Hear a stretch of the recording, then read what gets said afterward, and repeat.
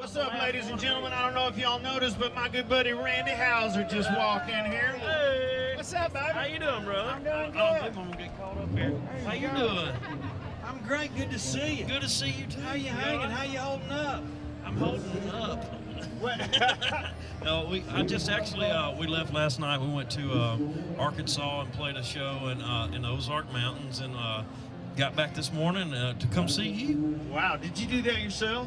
Yeah. I mean, no, it was me and Big and Rich last Big night. and Rich? Yeah. What kind of shape are you in today? I went to bed because I was so tired from the awards and all the night before. We left actually right after the CMT awards and headed out there, and so I was pretty tired. So as soon as I got done, I crashed. So I'm in good shape today, but we'll see what happens tomorrow when I go to Michigan. So see, that's when you know you got a good friend who'll just look you in the eye and lie to you. Yeah, Yeah, I'm feeling great, man. I've been on tour with Big and Rich, and nobody feels good ever the next day. I can all these people out here. I can't sit here and tell you how hungover I am.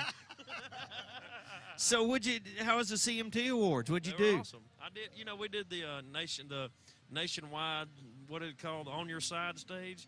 So I actually got to play about 28 seconds of How Country Feels, and that was pretty cool. Cool. That was the first time I'd ever gotten to perform on an award show, so that was neat for me. Was it really? Yeah. Well, that's cool. Good for you, man. I don't know if any of y'all saw it, but if you did see it, you saw a very short piece of it. But it was cool. It was neat for us. So. How about Randy Houser's first #1? Oh, it's your first #1 record, wasn't it? How Country Feels. Yeah, very cool. Yeah. A lot of people think Boots On. It went to #2? #2, yeah. I mean, is there any? We all know what #2 is. That is the first loser, you know. Some people call it. And some people call it. No. Things could be worse than getting a #2 record. Yeah, no, it's awesome. I'll take a 50 #2s any day. You know. I know. I think it was. I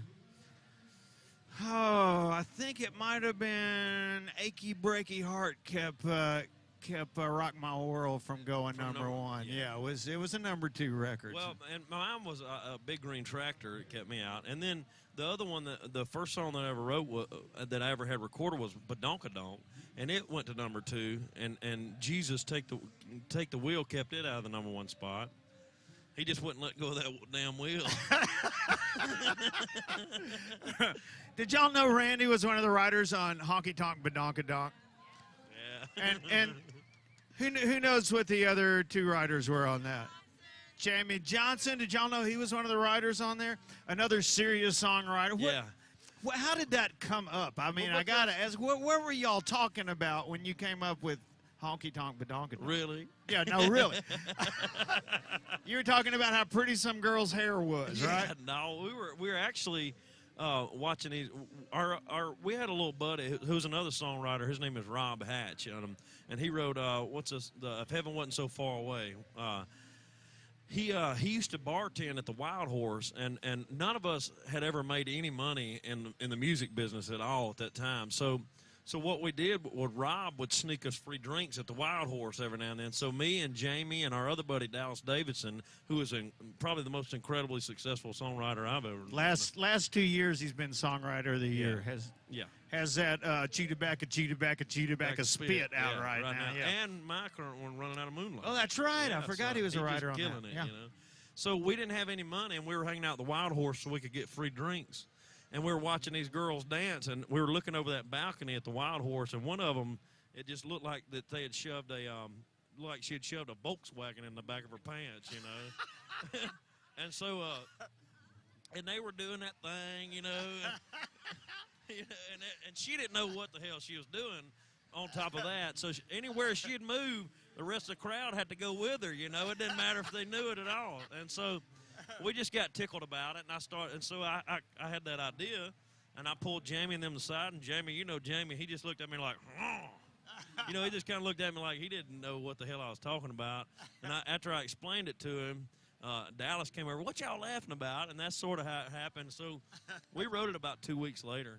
About 45 minutes.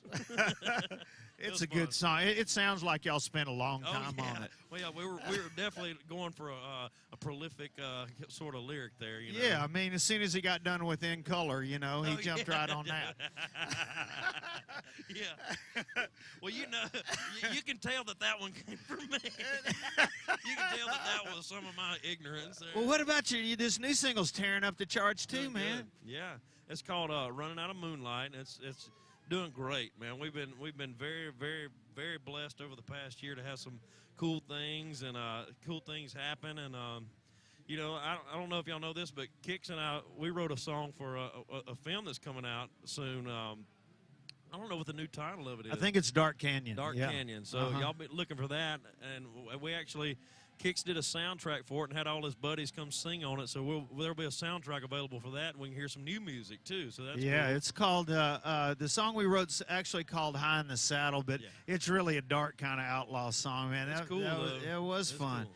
I don't know, and I'm going to embarrass Randy, but if you guys have ever heard this guy sing, he is seriously one of the greatest voices in our business right now, and I'm so glad you are getting your due, man.